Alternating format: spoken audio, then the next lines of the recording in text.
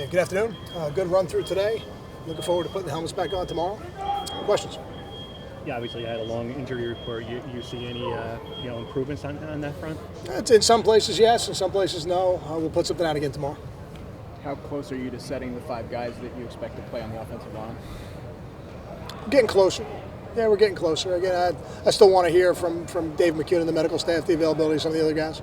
Is that a position where you could go a week without practicing and still play on Saturday? Depends on who it is. It depends on how much they played. Steve Longa, 100 tackles 3 years in a row. That perspective, put that in perspective.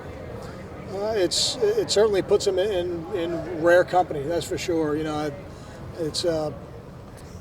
It just shows that he not only has he been able to play at a high level, but he's been able to play consistently at a high level, and has been able to keep himself on the field. That's critical too. I know some of the offensive linemen were talking about how quickly Laviano gets up from a hit. That's kind of an intangible toughness thing. Is there any way to quantify what that means to the team?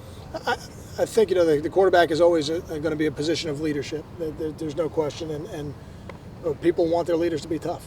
So when he gets up like that, I think it sends a good message to the rest of the team that, hey, let's go. Next play's coming. And then from a mental toughness, can you give us any idea behind the scenes? How has he handled the scrutiny of quarterback? Because obviously there's been stuff written about him, stuff said about him by fans. How has he handled all the scrutiny? Yeah, I think he's done an excellent job. And I say that not because we've talked a lot about it, because we haven't. It's all things you talk about before the season that are part of playing the position of quarterback.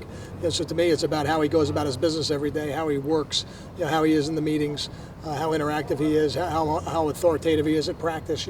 Those are the things you want to see from your quarterback. So I've seen that consistently. So I would tell you he's handling it well. As someone who hasn't really been able to actually play on game day, the benefits of game day, but Darius Hamilton as a leader, I mean, we watched the thing from last night, it really showed, but just how's he been as a leader and in the locker room and everything?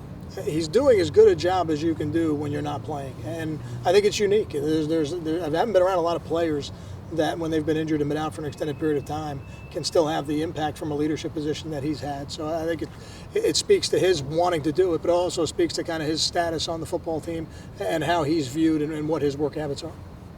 One guy we haven't talked about at all since training camp was Desmond Peoples, and he actually led your team in rushing last year. Did you always kind of know he was going to miss this whole season? Was that always the plan, or is that just how it worked out? Well, I wouldn't have said that last spring, but I think when the season started, we had a pretty good idea that was going to be the situation. Thank you.